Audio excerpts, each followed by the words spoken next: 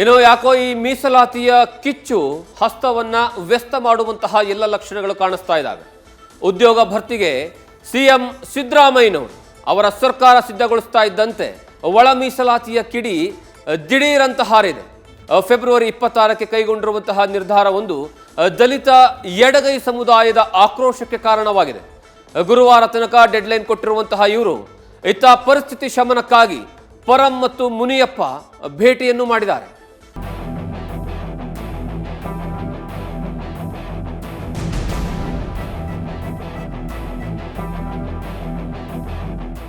ಒಳ ಮೀಸಲಾತಿ ರಾಜ್ಯ ರಾಜಕೀಯದಲ್ಲಿ ಭುಗಿಲೆದ್ದ ಹೊಸ ಬೆಂಕಿ.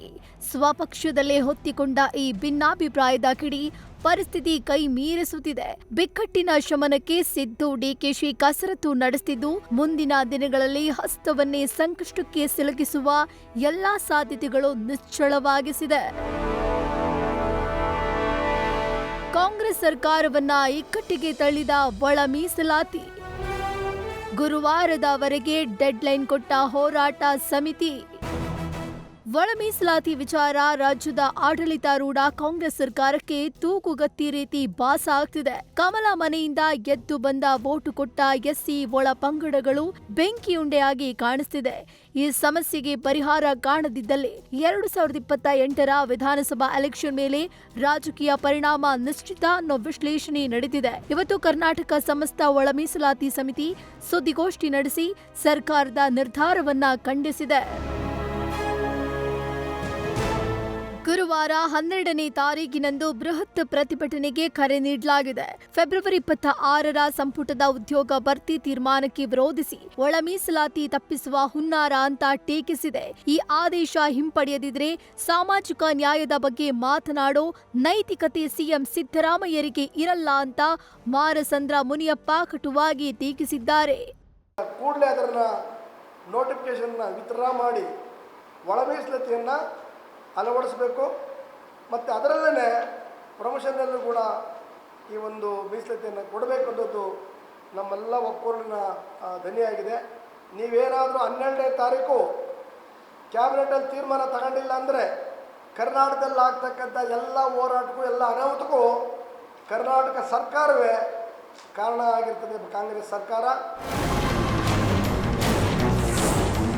ವಿಷಮಿಸುತ್ತಿರುವ ಒಳ ಮೀಸಲಾತಿ ಅಸಮಾಧಾನ ಶಮನಕ್ಕೆ ಯತ್ನ ಸಾಗಿದೆ. ಹಿರಿಯ ಸಚಿವ ಮುನಿಯಪ್ಪರ ನಿವಾಸಕ್ಕೆ ಭೇಟಿಯಾಗಿ ಗೃಹ ಸಚಿವ ಪರಮೇಶ್ವರ್ ಮಾತನಾಡಿದ್ದಾರೆ. ಜನ್ಮದಿನ ನೆಪದಲ್ಲಿ ಮುನಿಯಪ್ಪ ಭೇಟಿಯಾಗಿ ಶುಭಾಶಯ ಕೋರಿ ಚರ್ಚಿಸಿದ್ದಾರೆ ಅಂತ ಗೊತ್ತಾಗಿದೆ.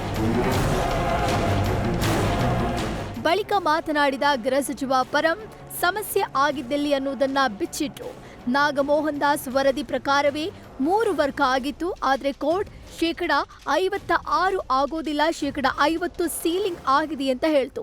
ಸದ್ಯ ಗೊಂದಲ ಆಗಬಾರ್ದು ಅಂತ ಚರ್ಚೆ ನಡೀತಿದೆ. ಮುಂದಿನ ಕ್ಯಾಬಿನೆಟ್ನಲ್ಲಿ ಚರ್ಚೆ ಮಾಡ್ತೇವೆ ಎಂದ್ರು. ಆ ಆಧಾರದ ಮೇಲೆ ಇವತ್ತು ನಾವು ಏನು 665 ಅಂತ ಮಾಡಿದ್ದೋ ಅದನ್ನ ನಾವೀಗ 50% ಇಳಿಸಿದ ಮೇಲೆ ಯಾವ ರೀತಿ ಪ್ರಪೋರ್ಷನೇಟ್ ಆಗಿ ರಿಸರ್ವೇಷನ್ ಮಾಡಬೇಕು ಅಂತ ಹೇಳಿ ಅದನ್ನ ವರ್ಕೌಟ್ ಮಾಡಬೇಕು. ಇದರಲ್ಲಿ ಯಾವ ವ್ಯತ್ಯಾಸಗಳು ಕೂಡ ಇಲ್ಲ. ನಮ್ಮಲ್ಲೇ ಆಗಲಿ ಅವರಲ್ಲಾಗಲಿ ಯಾವುದೇ ವ್ಯತ್ಯಾಸವನ್ನು ನಾವು ಮಾಡಿಕೊಂಡಿಲ್ಲ. ಟೆಕ್ನಿಕಲ್ ಆಗಿ ಒಂದಿಷ್ಟು ರೋಸ್ಟರ್ ಸಿಸ್ಟಮ್ ಅನ್ನು ಮಾಡುವಂಥ ಸಂದರ್ಭದಲ್ಲಿ ಅಥವಾ ಪ್ರಮೋಷನ್ಸ್ ಮಾಡೋಕೆ ಬಂದಂಥ ಸಂದರ್ಭದಲ್ಲಿ ಒಂದಿಷ್ಟು ಗೊಂದಲಗಳು ಆಗಬಾರ್ದು ಅಂತೇಳಿ ನಾವು ಇನ್ನೂ ಕೂಡ ಚರ್ಚೆ ಮಾಡ್ತಾ ಇದ್ದೀವಿ. ಅದನ್ನು ಬಗೆಹರಿಸ್ಕೊಂಡ್ಮೇಲೆ ಬಹುಶಃ ಸದ್ಯದಲ್ಲೇ ಮುಂದಿನ ಕ್ಯಾಬಿನೆಟ್ಟಲ್ಲಿ ಅಷ್ಟರಲ್ಲಿ ತೀರ್ಮಾನ ಮಾಡ್ತೀವಿ, ಅಂತಿಮವಾಗಿ ತೀರ್ಮಾನ ಮಾಡ್ತೀವಿ. ಸಚಿವ ಮುನಿಯಪ್ಪ 56% ಆಗಲ್ಲ ಅಂತ ಬಂದಾಗ ಹಂಚಿಕೊಳ್ಳಬೇಕು, ತಾಂತ್ರಿಕ ಸಮಸ್ಯೆ ಬಗೆಹರಿಸಿಕೊಂಡು ಹೋಗಬೇಕು, ಕ್ಯಾಬಿನೆಟ್ನಲ್ಲಿ ತೀರ್ಮಾನ ಮಾಡ್ತೇವೆ ಎಂದರು. ಇದೇ ವೇಳೆ ಚುನಾವಣೆ ಪ್ರಣಾಳಿಕೆ ನೆನಪಿಸಿ ಎಚ್ಚರಿಕೆ ನೀಡಿದ್ದಾರೆ. ಇವತ್ತು ಸಿದ್ದರಾಮಯ್ಯನವರು, ಡಿಕೆ ಶಿವಕುಮಾರ್ ಸರ್ವಸಮ್ಮತಿಯಾಗಿ ಎಲ್ಲ ಸಚಿವರು ಕೂಡ ಇವತ್ತು ಏನು ಪರಮೇಶ್ವರ್ ಅವರ ಪ್ರಣಾಳಿಕೆಯಲ್ಲಿ ಘೋಷಣೆ ಮಾಡಿದ್ದು ಅದನ್ನು ಕರಾರುವಕ್ಕಾಗಿ ಮಾಡಿದ್ದೀವಿ. ಏನು ಟೆಕ್ನಿಕಲ್ ಪ್ರಾಬ್ಲಮ್ ಇದೆ ಅದನ್ನು ಸಾಲ್ವ್ ಮಾಡಿ ಅದನ್ನು ಮುಂದುವರಿಸ್ತೀವಿ. ಇಂಟರ್ನಲ್ ರಿಸರ್ವ್ ತೀರ್ಮಾನ ಆಗಿದೆ.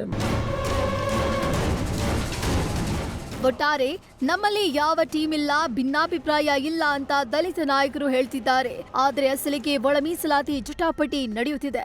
50% ಅನ್ವಯದಲ್ಲಿ ಮೀಸಲಾತಿ ನೇಮಕಾತಿಯಾದಲ್ಲಿ ವಿಕೋಪ ತಿರುಗೋದು ನಿಶ್ಚಿತ. Political bureau, news first. News first ನಿರ್ಭೀತಿಯಿಂದ ನಿಮ್ಮ ಪರವಾಗಿ.